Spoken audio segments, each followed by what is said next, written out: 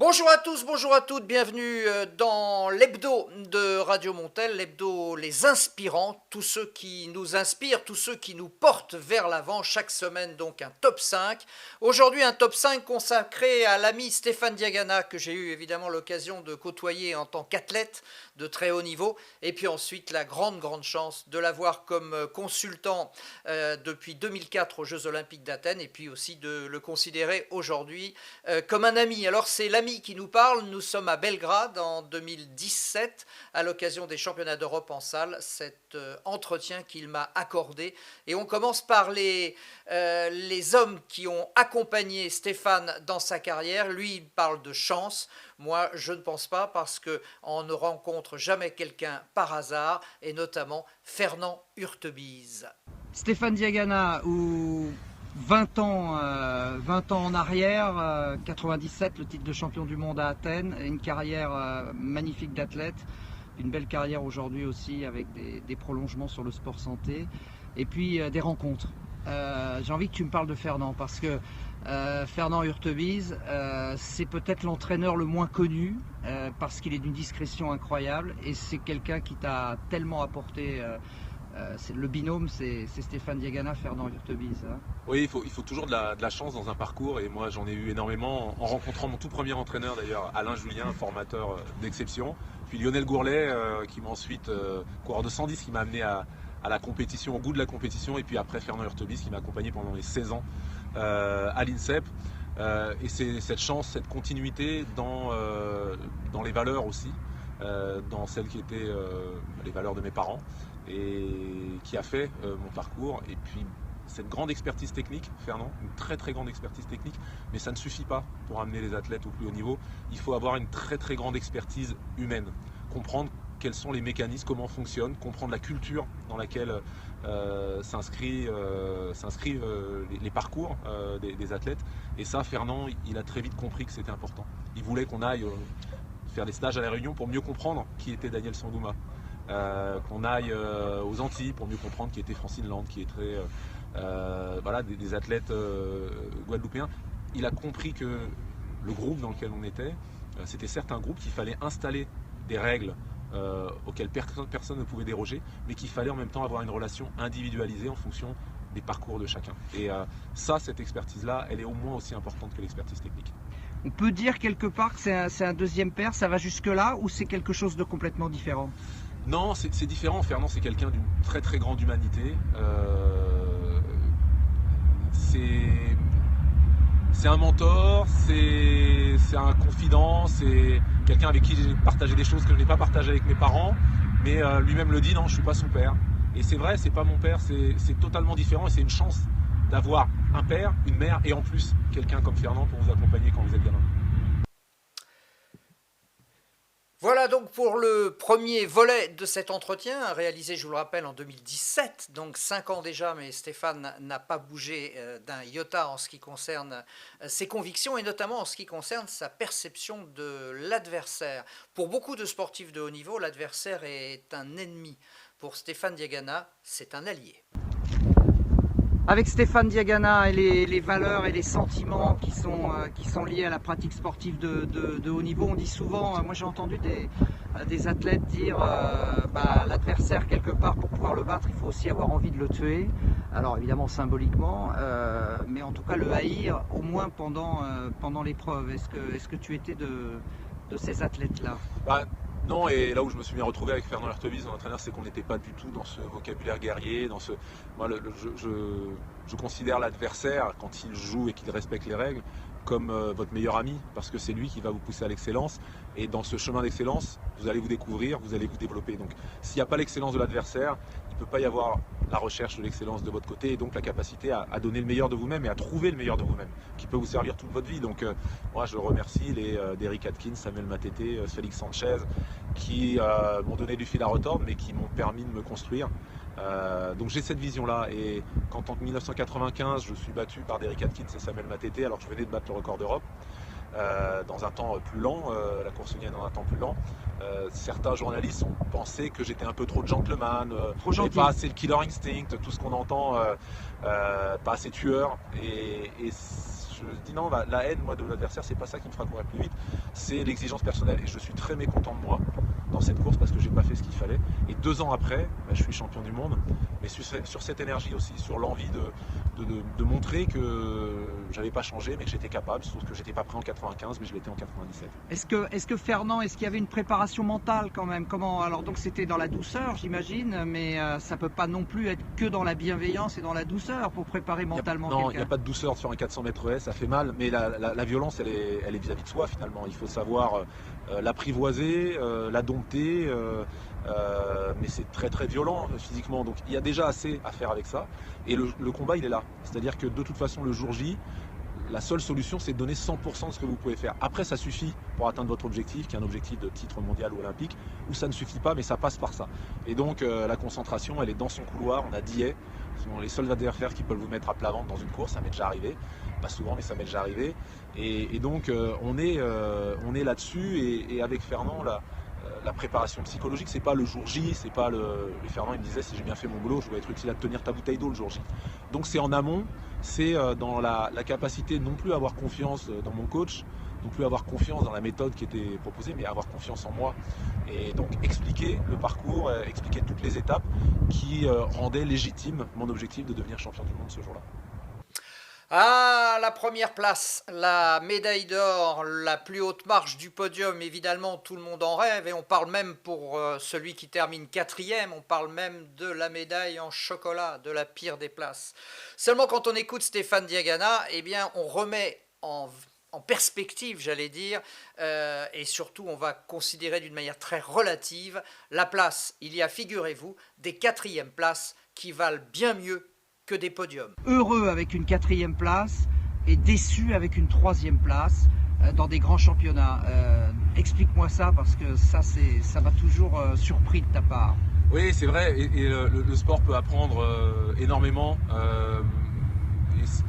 Oui, il y a des moments particuliers comme ça, je me souviens d'une 4e place, en particulier plus que celle de Barcelone en 1992 au jeu.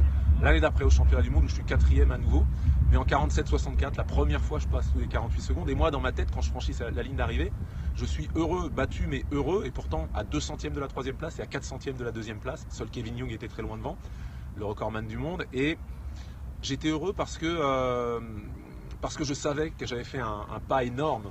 Première fois sous mon record, c'était 48,08 avant cette course. Un pas énorme vers mon projet de devenir champion du monde ou champion olympique un jour. Et donc je ne voyais que ça. Alors que tout autour de moi, les gens étaient déçus parce que une fois de plus, j'étais 4e et vraiment tout près du podium.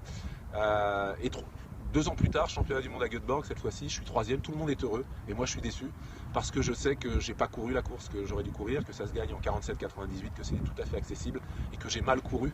Et donc le sport peut vous apprendre ça, peut vous apprendre avec un sport chronométrique en plus, donc ça vient, le chrono, voilà, il ment pas, il donne un résultat, à évaluer les choses de manière objective, bien que ce soit difficile d'être objectif quand on parle de soi. Mais le chrono vous aide à l'être.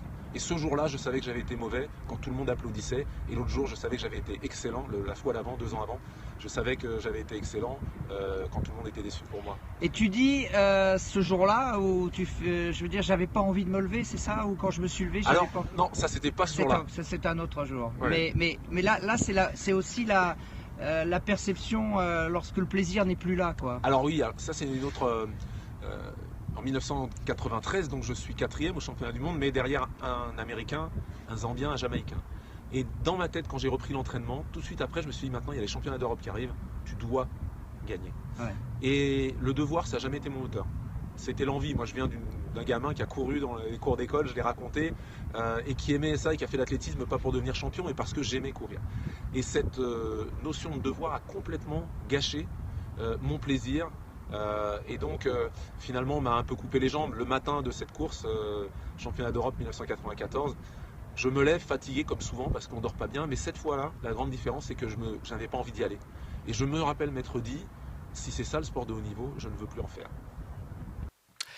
Et oui, le devoir peut quelquefois gâcher le plaisir, et pas seulement le devoir, aussi les apparences, le fait de devoir se mettre en scène, par exemple. Alors, côté Stéphane Diagana, il n'y a pas d'inquiétude, hein. Vous savez qu'il a eu un grave accident de vélo, qu'il a bien failli y laisser sa vie, et qu'il a eu des dommages corporels, et notamment qu'il aurait, en tout cas beaucoup à sa place, aurait recouru à la chirurgie esthétique. Mais lui, pas du tout, parce que la beauté, alors c'est un petit peu un cliché, mais c'est vraiment ce qui lui correspond, la beauté, elle est plutôt à l'intérieur. Alors Stéphane Diagana, athlète de haut niveau et puis personnage aujourd'hui public, parce que c'est vrai qu'on te voit beaucoup, donc tu as une image, tu es un homme de télévision, et pourtant il t'est arrivé cet accident terrible à vélo où tu aurais pu perdre la vie, et tu en gardes encore les séquelles sur le visage. Tout le monde à ta place aurait fait de la chirurgie réparatrice pour retrouver un peu ton physique d'avant, et ben toi non. J'ai pas eu le temps. J'ai pas eu le temps de m'en occuper. Non, c'est pas assez non, je dis pas que j'ai. Mais non, en plus c'est compliqué quoi. Faut prendre. Oui, c'est vrai qu'il faut prendre du temps. Et puis non, c'est suffisamment acceptable pour moi. Hein. Peut-être pour les autres, je sais pas. Je fais peut-être peur dans la rue, mais les gens s'enfuient pas. Donc non, c'est suffisamment acceptable pour moi. Et si je le fais pas, c'est que voilà, je le supporte comme ça. Et pourquoi ton ma image femme aussi, donc. Ton image, c'est déjà tu me disais lorsque tu étais au sommet, champion du monde, recordman d'Europe, etc. Les sollicitations, les couvertures de magazines, c'était pas tellement ton truc, quoi.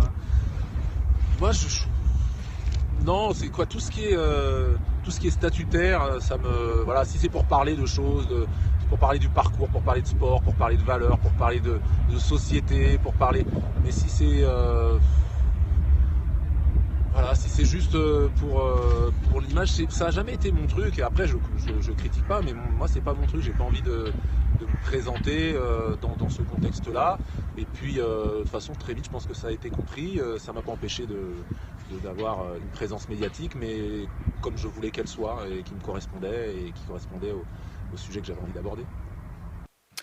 Et oui, Stéphane Diagana, c'est quelqu'un d'extrêmement profond, d'extrêmement réfléchi, avec un intellect très développé. Et je voulais terminer ce top 5 en montrant peut-être une face qu'on connaît moins chez Stéphane Diagana. En tout cas, lorsqu'on le côtoie au quotidien, cette face-là, elle est évidente. C'est sa sensibilité, son affect et son sens de l'amitié. Je crois que grâce à ce cinquième volet, je pense que vous aurez mieux cerné celui que quelquefois on considère comme un animal froid, à tort d'ailleurs. Stéphane, donc toujours dans la suite de notre entretien, un peu les valeurs du sport qui t'ont permis d'être ce que tu es aujourd'hui.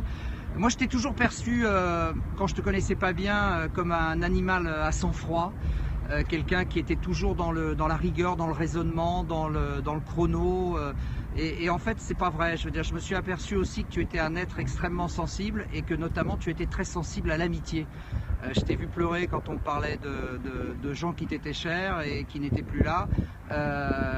En fait, comment tu arrives à gérer à la fois ce mix de rigueur et d'émotion? En fait, les deux ne sont pas incompatibles, les deux s'expliquent. C'est-à-dire que la compétition vous oblige à évacuer la charge émotionnelle, la dimension émotionnelle des grands événements. Sinon, vous êtes submergé. Quand vous allez courir dans un grand championnat, Jeux Olympiques, Championnat du Monde, vous devez évacuer cette dimension exceptionnelle. Pour le spectateur, c'est logique, il est là, lui, c'est exceptionnel. Pour vous, c'est la continuité et c'est je dirais l'aboutissement logique d'une préparation, d'un travail. Donc tout vous pousse à évacuer cette charge émotionnelle. Pour autant, quand vous êtes hors de ça, vous restez ça n'empêche pas, ça vous ampute pas de vos émotions et de votre sensibilité pour les autres. Et finalement, plus vous êtes sur vous-même dans une dimension rationnelle à cause du sport, plus vous avez besoin de partager. En tout cas, moi, c'est comme ça. Plus j'avais besoin de partager avec les autres des choses à l'extérieur et de m'ouvrir et de pouvoir échanger, de vivre ces moments, les joies, les peines, les partager, ouais, bien sûr. Est-ce que tu as déjà été déçu dans tes amitiés? Est-ce que des fois tu t'es senti un peu trahi ou finalement non, encore une fois, tu as eu les bonnes intuitions? De manière générale, j'ai d'assez bonnes intuitions. J'ai des amitiés qui durent, qui perdurent, même s'il y a l'éloignement, qui date de quand j'avais 10 ans, 12 ans, que j'ai commencé l'athlétisme. J'en ai d'autres plus récentes. Et dans le cercle d'amis proches que j'ai, non, j'ai jamais eu de déception aujourd'hui. Ce sont des gens qui partagent des valeurs, qui viennent d'horizons différents, qui m'apportent, qui me nourrissent, mais qui partagent l'essentiel de ce qui est important pour moi dans la vie et puis dans la relation amicale. Voilà, quand on a le privilège de pouvoir échanger avec Stéphane Diagana, on n'est jamais déçu. Je pense que vous avez pu le constater. Il méritait bien à lui-même de remplir totalement cet hebdo des inspirants sur Radio Montel. La semaine prochaine, ce seront d'autres interlocuteurs et forcément d'autres histoires. Je compte sur vous. À la semaine prochaine.